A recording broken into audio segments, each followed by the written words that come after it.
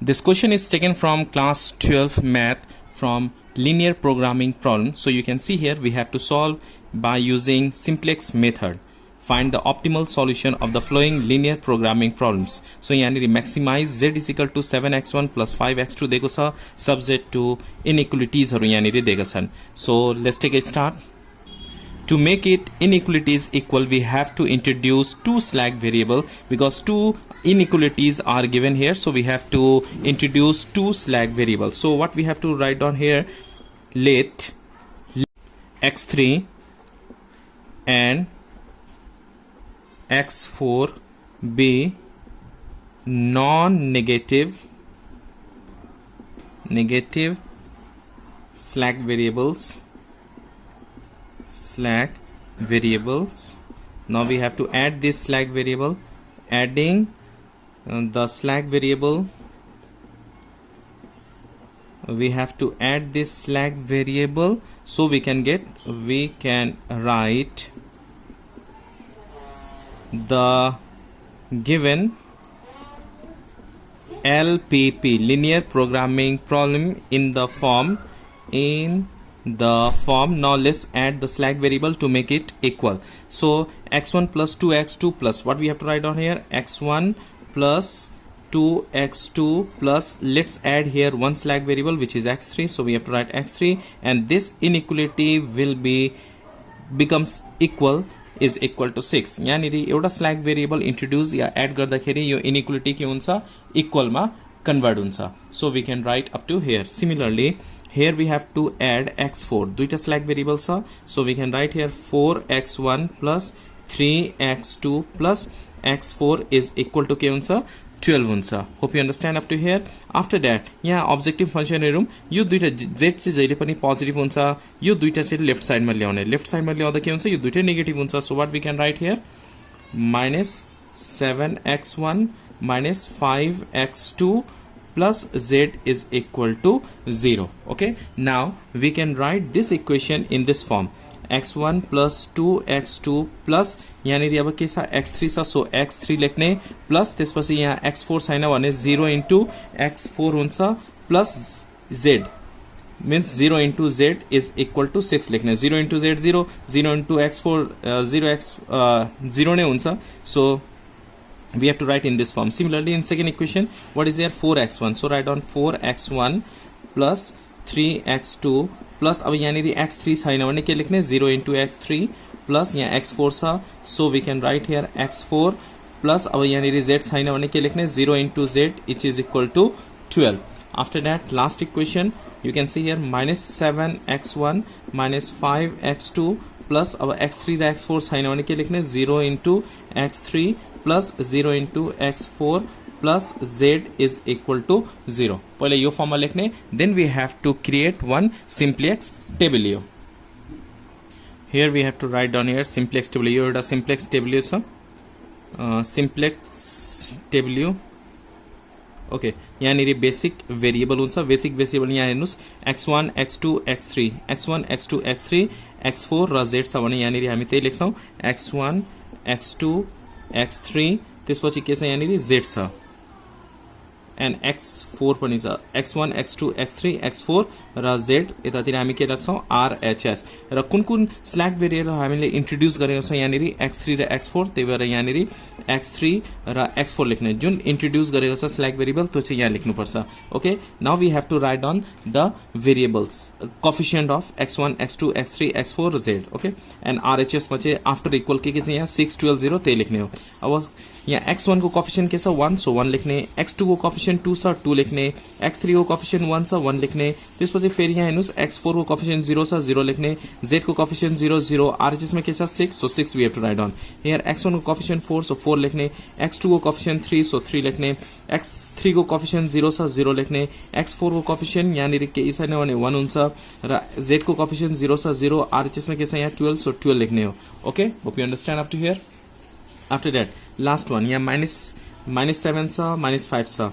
x1 को coefficient र x2 को कोएफिशिएंट सो -7 लेख्ने यहाँनिर देन -5 लेख्ने यहाँ 0 0 यहाँ केही छैन भने 1 हुन्छ सो 0 0 र z को कोएफिशिएंट के छ 1 छ RHS मा 0 okay up to here hope you understand up to here after that अब तलको लाइन हेर्ने लास्ट लाइनमा हेर्ने लास्ट रो मा हेर्ने so in the most negative number कुन छ यहाँनिर दुईटा नम्बर नेगेटिभमा छ -5 र -7 र मोस्ट नेगेटिभ नम्बर भनेको कुन हो -7 हो so we have to write here -7 is the most negative entry in last row मा सबैभन्दा सानो लास्ट रो मा सबैभन्दा सानो नम्बर -7 छ नेगेटिभ हेर्ने हो यो दुईटा नेगेटिभ हेर्ने पोजिटिभ छ भने this table will give you optimal solution तर यो दुईटा नम्बर नेगेटिभ छ त्यो दुईटा नम्बरमा पनि सबैभन्दा सानो नम्बर हेर्ने हो -7 so first column is the pivot column so we can write here so first column is pivot column अब पिभोट रो फाइन्ड आउट गर्ने अब पिभोट रो फाइन्ड आउट गर्न के गर्नुपर्छ RHS र फर्स्ट कलम डिवाइड गर्ने हो 6 र 1 के गर्ने डिवाइड गर्ने सिन्स 6 डिवाइडेड बाइ 1 के हुन्छ 6 हुन्छ सिमिलरली 12 र 4 डिवाइड गर्ने 12 divided by 4 is equal to 3 अब यहाँनिर कुन सानो छ 3 सानो छ so we can write here 3 is less than 6 यो दुईटा 3 इज लेस देन 6 सो यहाँ हेर्नुस् है 3 कहाँबाट आएको छ यो 3 कहाँबाट आयो 12 र 4 डिवाइड गर्दाखेरि त्यही भएर पिभोट रो कुन हुन्छ second row is a pivot row यो चाहिँ पिभोट कलम भयो ओके यो चाहिँ पिभोट रो भयो अब यो पिभोट रो र पिभोट कलमबाट इन्टरसेक्सनमा आउने कमन आउने इन्टरसेक्सनमा आउने कुन नम्बर छ 4 हो कि हैन त त्यसो भए यो 4 चाहिँ के हुन्छ पिभोट एलिमेन्ट्स हुन्छ so 4 is the pivot element so यो 4 चाहिँ के भयो पिभोट एलिमेन्ट अब हाम्रो काम के छ यो पिभोट एलिमेन्टलाई 1 बनाउने यो पिभोट एलिमेन्टलाई 1 बनाउनलाई हामीलाई के गर्नुपर्छ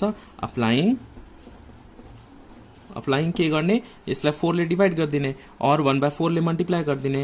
R2 tense to 1/4 R2 R2 लाई 1/4 ले मल्टिप्लाई गर्दा के हुन्छ यो 4 लाई 1 बनाउन सकिन्छ पिभोट एलिमेन्ट्सलाई जहिले पनि हामी के बनाउनु पर्छ 1 बनाउनु पर्छ okay now we have to create next table अब नेक्स्ट टेबल बनाऊँ नेक्स्टमा अब यो 4 लाई हामीले के बनाउनु पर्छ 1 बनाउनु पर्छ 1 बनाउनलाई के गर्ने यो x1 चाहिँ यहाँ आएर बस्छ भनेको यो इन्टरिङ भेरिएबल हो x1 चाहिँ इन्टरिङ भेरिएबल अनि यो x4 चाहिँ छ यो डिपार्टिङ भेरिएबल हो यसलाई चाहिँ हटाउनु पर्छ यसलाई चाहिँ यहाँ ल्याउनु पर्छ यो 4 लाई 1 बनाउँदाखेरि यो x1 यहाँ आएर बस्छ र x4 के हुन्छ हट्छ यो भनेको इन्टरिङ भेरिएबल अनि x4 भनेको डिपार्टिङ भेरिएबल ओके सो x4 को प्लेसमा हामी के लेख्छौं x1 लेख्छौं यो आएर यहाँ बस्छ x3 को प्लेसमा x3 नै लेख्ने यहाँ बेसिक भेरिएबल नै हुन्छ र माथिको सेम टु सेम लेख्ने हो x1 x2 x3 x4 z यता RHS हामीले कुन चाहिँ चेन्ज गर्नुपर्ने R2 मात्र गर्नुपर्ने सो R1 र R3 we have to write on same 2 1 0 0 यहाँ के हुन्छ 6 हुन्छ र लास्ट रोमा के लेख्ने same to same -7 -5 0 0 1 0 okay up to here र R2 मा के गर्ने 1/4 ले मल्टिप्लाई गरिदिने 4 लाई 1/4 ले मल्टिप्लाई गर्दा के हुन्छ यो 1 हुन्छ 3 ले मल्टिप्लाई गर्दा 3/4 हुन्छ 1/4 इन्टु 0 0 1/4 इन्टु 1 1/4 र 1/4 इन्टु 0 0 यसले मल्टिप्लाई गर्दा 4 ले 1/4 इन्टु 12 3 हुन्छ okay hope you understand up to here अब यसलाई त हामीले 1 बनायौं 4 लाई चाहिँ 1 बनायौं 4 को माथि र तललाई के बनाउनु पर्छ 0 बनाउनु पर्छ 4 अब यो कलममा हेर्नुस् है फर्स्ट कलममा यो त पिभोट कलममा एलिमेन्ट्स कुन छ हाम्रो पिभोट एलिमेन्ट्स 4 छ 4 लाई के बनाउने 1 बनाउने जुन हामीले अलरेडी गरिसकेका छौं र रिमेनिङ कलममा remaining elements in a common remaining elements in column कुन कुन छ 1 र -7 छ यो दुईटाले के बनाउने 0 बनाउने okay now again what we have to do here यसलाई 0 बनाउन के गर्नुपर्छ यो 1 गएर माथि सब्ट्र्याक्ट गर्दिने यसलाई 0 बनाउन के गर्नुपर्छ यो यसलाई रो 2 लाई 7 ले मल्टिप्लाई गरेर एड गर्दिने ओके यो 1 हाम्रो पिभोट इलिमेन्टबाट आएको छ 4 भनेको पिभोट इलिमेन्ट थियो यसलाई हामीले 1 बनायौं अब रिमेनिङ इलिमेन्ट्स इन अ कलम कुन कुन छ फर्स्ट कलममा मात्र हेर्ने 1 र -7 यो दुईटा इलिमेन्ट्सलाई हामी 0 बनाउने यस r1 लाई 0 बनाउँदा के गर्नुपर्छ यो r2 गएर सबट्र्याक्ट गरिदिने अब यो -7 लाई 0 बनाउन के गर्नुपर्छ यसलाई 7 ले मल्टिप्लाई गर्ने र तल आएर एड गरिदिने so we have to create now new table again So here we have to apply row equivalent matrix. So यहाँ के लेख्ने applying ओके गर्ने यसलाई 0 बनाउन r2 tends to r2 minus r1 गर्ने यसलाई 0 बनाउन के गर्नुपर्छ r3 tends to r3 plus 7r2 r2 लाई 7 ले मल्टिप्लाई गरेर यहाँ चाहिँ के गर्ने एड गरिदिने hope you understand this one okay so r3 plus 7r2 हो त्यसै गरौँ यहाँनिर बेसिक भेरिएबल लेख्ने यो x3 x1 छ सेम लेख्ने हो x3 x1 ओके माथि x1 x2 x3 x4 z अनि यहाँ के हुन्छ RHS हुन्छ ओके अब के गर्ने r2 tends to r2 minus r1 sorry यहाँनिर r1 r2 होइन r1 चेन्ज गर्नुपर्ने छ r1 tends to r1 minus r2 हामीले r1 लाई चाहिँ 0 बनाउनु छ त्यही भएर यो गरेर सबट्र्याक्ट हुन्छ okay let's do it r2 भनेको सेम हुन्छ 1 3/4 0 1/4 0 3 अब के गर्ने यो 1 - 1 के हुन्छ 0 हुन्छ यसलाई हामीले 0 बनाउनु पर्ने छ 2 - 3/4 4 2 is 8 8 - 3 means 5 we can write here 5/4 2 - 3/2 भनेको 5/4 भयो 1 - 0 भनेको 1 सिमिलरली 0 - 1/4 भनेको 1/4 0 - 0 भनेको 0 नै 6 - 3 भनेको कति हुन्छ 3 नै हुन्छ सिमिलरली अब के भनेको छ यहाँनिर r2 लाई 7 ले मल्टिप्लाई गर्ने अब r2 सेकेन्ड रो लाई 7 ले मल्टिप्लाई गर्ने र r3 मा गएर एड गर्ने अब 1 लाई 7 ले मल्टिप्लाई गर्दा के हुन्छ 7 हुन्छ र r3 मा एड गरिदिने -7 + 7 के हुन्छ यो 0 हुन्छ सिमिलरली यसलाई 7 ले मल्टिप्लाई गर्ने 7 × 3 21/4 -5 + 24/4 भनेको 1/4 हुन्छ यो ओके यहाँ 7 ले मल्टिप्लाई गर्ने यहाँ एड गरिदिने 0 नै भयो यसले 7 ले मल्टिप्लाई गर्ने 7/4 हुन्छ यहाँ एड गरिदिने 7/4 नै हुन्छ यसले 7 ले मल्टिप्लाई गर्दा 0 0 + 1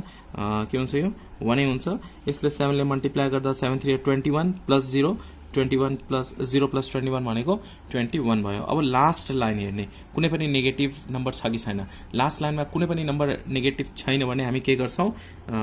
this table provide optimal solution so what we have to write on here since all the entries in the last row are non-negative so solution is optimal therefore max value हामीलाई max value find out गर्नुपर्ने छ max value अब हेर्नुस् max value कसरी find out गर्नुपर्ने max value of z is equal to अब लास्टमा हेर्नु यहाँ के छ 21 छ यो भनेको max value भयो so 21 maximum value के भयो यहाँनेरि 21 at x को भ्यालु अब यहाँ हेर्नुस् है हामीले दुईटा भेरिएबल छ x1 र x2 क्वेशनमा के थियो x1 र x2 x3 र x4 त हामीले आफै इन्ट्रोड्युस गरेका छौं यो स्ल्याक भेरिएबल जे लेख्दा पनि हुन्छ p q r s x2 x3 x4 जे लेख्दा पनि हुन्छ त्यही भएर हामीले x1 र x2 को भ्यालु लेख्नु पर्छ सो x1 = के हुन्छ अब यो x1 यहाँ छ है यो हेर्ने हो यहाँ होइन यहाँ हेर्ने यसको अगाडि x1 = के छ यहाँनेरि 3 छ त्यही भएर x1 = के लेख्छौं हामी 3 लेख्छौं एन्ड x2 = यहाँ x2 छ छैन नि x3 छ यो त स्ल्याक भेरिएबलले हामीले लेट गरेको छौं नि त्यही भएर x3 लेख्नु भएन यहाँनेरि x2 लेख्नु पर्छ x2 को भ्यालु के छ x2 यहाँ छदै छैन भने के लेख्छौं हामी 0 लेख्छौं इफ x2 को भाको भए यहाँनेरि यो भन्दा अगाडि हामी हेर्थ्यौं 3 हुन्थ्यो ओके तर यहाँनेरि x2 छैन यो पार्ट हेर्ने हो यहाँ हेर्ने होइन यो पार्ट हेर्ने हो x1 र x2 को भ्यालु यहाँ हुन्छ x1 को भ्यालु त 3 भयो तर x2 छैन भने के लेख्ने हामी 0 लेख्ने so maximum value is 21 at x1 = 3 and x2 = 0. Hope you understand this question taken from class 12 mathematics and if you are new on my channel please consider subscribe and please join my Facebook page.